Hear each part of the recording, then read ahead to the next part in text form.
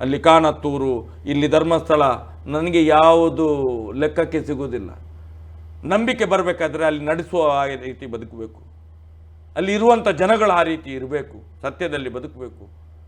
ಬದುಕಿದರೆ ಮಾತ್ರ ಅಲ್ಲಿ ಧರ್ಮ, ಅಲ್ಲಿ ಸತ್ಯ ಇರುವಂಥದ್ದು, ಅಲ್ಲಿ ಹಿಂದುತ್ವವನ್ನು ನಾವು ಕಾಣುವಂಥದ್ದು. ಕಾನತ್ತೂರಲ್ಲೇನೋ, ಕಾನತ್ತೂರಲ್ಲಿ ನಾನು ಒಂದು ಕಂಪ್ಲೇಂಟ್ ಕೊಂಡೋಗಿದ್ದೆ ಭಾಳಷ್ಟು ವರ್ಷದ ಹಿಂದೆ. ಉಜಿರೆ ಒಬ್ಬ ಹುಡುಗ ಒಂದು ಹುಡುಗಿಗೆ ಹೊಟ್ಟೆ ಮಾಡಿದ್ದ, 6 ತಿಂಗಳು ಗರ್ಭಿಣಿಯ ಹುಡುಗಿ ಅಂಗಳಾಚಿದ್ಲು. ಇದೇ ಕಾನತ್ತೂರಿನಲ್ಲಿ ನಾನು ಯಾವುದೋ ದೇವಸ್ಥಾನವನ್ನು ಟೀಕೆ ಮಾಡಿದ್ರೆ ಅಲ್ಲಿ ನಡೆಸುವಂಥ ಜನಗಳಿದ್ದು ಹಣೆ ಬಾರ ನೋಡೋದು. ನಾನು ಬೇಡಿಕೊಂಡ್ಲ ಅಲ್ಲಿ ಹೋಗಿ ನೋಟಿಸ್ ಕಳಿಸಿದ 5 ಸಲ 5-6 ಸಲ ನೋಟಿಸ್ ಕಳಿದ, ಒಂದೇ ಒಂದು ಸಲ ಬರಲಿಲ್ಲ ಅವನು. ಆ ಹುಡುಗಿ 6 ತಿಂಗಳ